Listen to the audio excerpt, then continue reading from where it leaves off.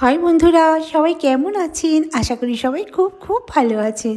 তো আজকে সোমবার, শ্রাবণ মাসের শেষ দিন, তাই জন্য চলে এলাম আমাদের বাড়ির পাশেই, প্রায় বেগুর লেকের পাশেই যে পঞ্চলিঙ্গেশ্বর বা নাগেশ্বর মন্দিরটি, সেইখানে একটু বাবার দর্শন করে আসি। 1000 বছরের পুরনো মন্দির এটা, আর খুব জাগ্রত। তো সামনেই একটা দোকান ছিল, ফুল টুল এসব পাওয়া যাচ্ছে, ফুল, তারপরেতে নারকেল, প্রদীপ, কলা এসব কিনে পুজো দিতে গেলাম। তো গাড়িটা সামনেই পার্কিং করেছি, পার্কিং ফি 20 টাকা, অগাধ জায়গা রাখার, সুন্দর জায়গা।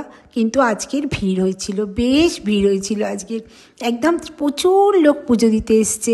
এখানে অনেক প্রাচীন মন্দির তো, এটা পঞ্চলিঙ্গেশ্বর বা নাগেশ্বর মন্দির। তো আমরাও কিনলাম প্রদীপ, নারকেল এসব কিনলাম, যা যা পুজোর সামগ্রী সব কিনলাম, কিনে এগিয়ে গেলাম। নারকেলটা ভাঙতে দেবে কিনা আমার ডাউট আছে। তো নারকেলটা হয়তো মন্দিরের ভেতরে ঢুকিয়ে, আজকের মন্দির দেখছি মানে লোকে লোকারণ্য একদম, সবাই পুজোতে এসছে। সোমবার তো এমনি মহাদেবের মন্দিরে সবাই পুজো দেয়। তো আর তার উপরে আবার শ্রাবণ মাসের শেষ সোমবার, তো ভিড়ে ভিড়কার হয়েছে। তো ও ঢোকা মাত্রই বললো যে নারকেলটা এখানে সামনে ফাটিয়ে নিয়ে তারপরেতে ঢুকে যান, কারণ নারকেলটা ভেতরে ফাটাতে দেবে না। তো আমরা নারকেল ফোটানোর, ওই যে দূরে রৌনক দেখাচ্ছে নারকেল ফাটানোর জায়গা, সেইখানে চললাম নারকেলটা ফাটাতে। তো নারকেলটা ফাটানো হলো, নারকেলটা ফাটিয়ে ওই জলটা সব কিছুর উপরে ছড়িয়ে দিতে হবে আর কি।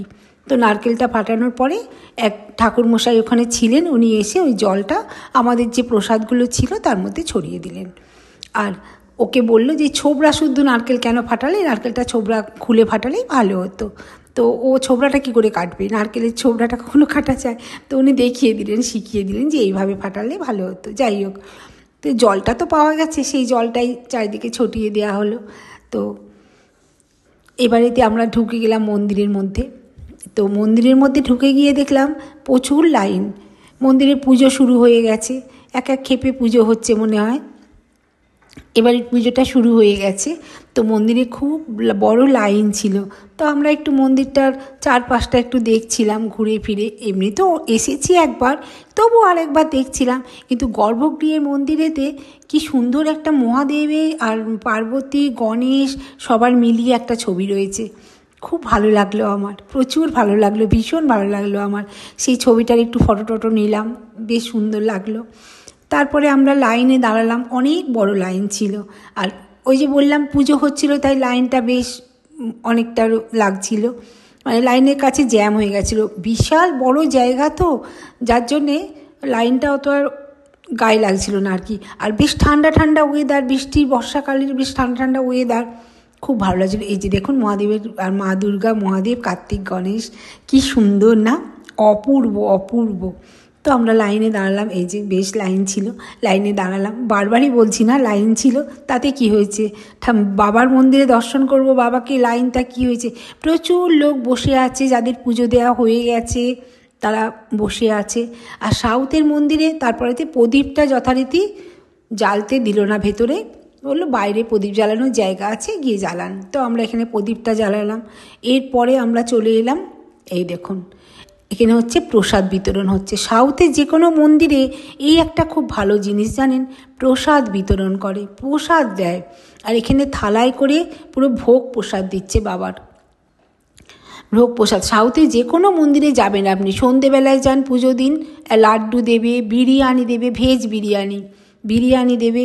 আর একটা জিনিস জানেন তো, আপনি ফুলের মালা দিয়ে পুজো দিলে একখণ্ড ফুল, ফুলের মালা থেকে একখণ্ড কেটে আপনাকে দিয়ে দেবে, মানে আপনি ওটা মাথায় লাগান আর কি, একদম দেবেই। আপনি একটা বড় ফুলের মালা দিলেন, আপনাকে একখণ্ড দেবে। আপনি ফুলের মালা না দিলেও আপনাকে একখণ্ড ফুলের মালা হাতে দেবে মাথায় লাগানোর জন্য। এটা সাউথে মানে এটাই আর কি এরা করে আর কি। তারপরে যে আমরা দাঁড়ালাম লাইনে থালা নিয়ে, প্রসাদ তো অবশ্যই নেব, তাই জন্য থালা নিয়ে দাঁড়ালাম। সাউথের এই প্রসাদ অপূর্ব লাগে, অপূর্ব। সব মন্দিরে দেবে, সব মন্দিরে সন্ধেবেলায়, এটা আজকে সোমবার বলে সকালবেলায় দিচ্ছে, কিন্তু সন্ধেবেলা প্রসাদ সব মন্দিরে দেবে। তা কি দিল, পায়েস দিল, ভাত দিল, আর সমস্ত সবজি দিয়ে একটা অসাধারণ টেস্টি সম্বর ডাল দিল। খুব টেস্টি, খুব টেস্টি সম্বরটা ছিল, ভীষণ টেস্টি। আর এমন কেউ নেই যে বাবা মহাদেবের এই প্রসাদটা গ্রহণ করছে, সবাই গ্রহণ করছে, সবাই। আর কি সুন্দর যে তার টেস্ট, মানে বলে বোঝাতে পারবো না। এমনিতেও দেখবেন আপনি একটা মিষ্টি কিনে খাবেন আর একটা প্রসাদের মিষ্টি খাবেন, তার টেস্ট তো অবশ্যই আলাদা হবে। বা সিন্নি বাড়িতে করে খাবেন, এমনি ভাল লাগবে না, কিন্তু প্রসাদের এক বাটি সিন্নি খান, অপূর্ব লাগবে। সেই রকমই এটা অসাধারণ সুন্দর লাগছিল, অসাধারণ সুন্দর। সবাই খাচ্ছিল, আমরা তো সবাই খাচ্ছে বলে নয়, আমি আবার একটু বেশি ভালোবাসি এসব খেতে, তো আমি খেয়ে নিলাম। পাশেই একটা গণেশ ঠাকুর রয়েছে, সেটা আগে লক্ষ্য করিনি, সত্যি খেতে খেতে দেখলাম একটু গণেশ ঠাকুর রয়েছে, নাহলে আগেই ঠাকুরটাকে প্রণাম করে, গণপতি বাবা যেহেতু, তাকে প্রণাম করে তারপরে খাবারটা নিতাম। সবাই পুজো টুজো দিচ্ছে ভীষণ ভালো করে। তো আমি খেয়ে দিয়ে তারপরেতে চলে গেলাম। ওখানে না বাসন ধুয়ে দিতে হবে, সুন্দর বড় বড় প্লেটে তুমি খাও, যেরকম পাঞ্জাবের লঙ্গরখানায় তোমায় কী করতে হয়, বাসনটা ধুয়ে দিতে হয়। সে তুমি ধোও, ইচ্ছা হয় না ধো, মানে ওইখানে অবধি তোমায় পৌঁছে দিতে হবে বাসনটা। সে অন্য কেউ ধুক, স্কচ ব্রাইট রয়েছে, সাবান রয়েছে, ওইখানে গিয়ে বাসনটা ধুতে হবে। তো আমিও গেলাম, আমরা সবাই গেলাম, গিয়ে যে যার থালা সে তার ধুলাম। ওখানে তুমি রেখেও চলে আসতে পারো, যে কেউ ধুয়ে দেবে, কিন্তু তা কেন করব? আমি খাবো আর পুণ্যটা অন্য একজন অর্জন করবে, তা তো হবে না। যাই হোক, ওখানে আমরাও থালা টালা ধুয়ে তারপরে এসে একটু বাবা গণপতি বাবাকে আরেকটু ভালো করে নমস্কার করলাম। সত্যি আমি আগে দেখিনি, খাওয়ার পর দেখলাম, তাতে কি হয়েছে, বাবা তো সবসময় বাবা। তো তারপরে গণপতি বাবাকে নমস্কার করলাম আমরা, করে এবার আমরা বাড়ির পথ ধরবো। তো কিছু অবশ্য ডোনেটও করেছিলাম আমরা, মানে খাওয়ার জন্যে নয়, দেখছিলাম সবাই ওখানে বসে আছেন, ইচ্ছে হলে ডোনেট করতে পারো, না করতে পারো। তো আমরাও একটু ডোনেট করলাম, যাই হোক অল্প সামান্য কিছু পয়সা দিলাম, তারপর বাড়ির পথ ধরলাম। তো ভিডিওটা এখানেই শেষ করছি, আবার দেখা হবে নেক্সট ভিডিওয়ে। কালকের অন্য নতুনভাবে নতুন একটা ভিডিও নিয়ে কালকের আবার আপনাদের সামনে উপস্থিত হব। সবাই ভালো থাকবেন, সুস্থ থাকবেন, সাবস্ক্রাইব করবেন, যদি মনে হয় ভালো লাগে ভিডিও, লাইক সাবস্ক্রাইব করে পাশে থাকবেন। টাটা।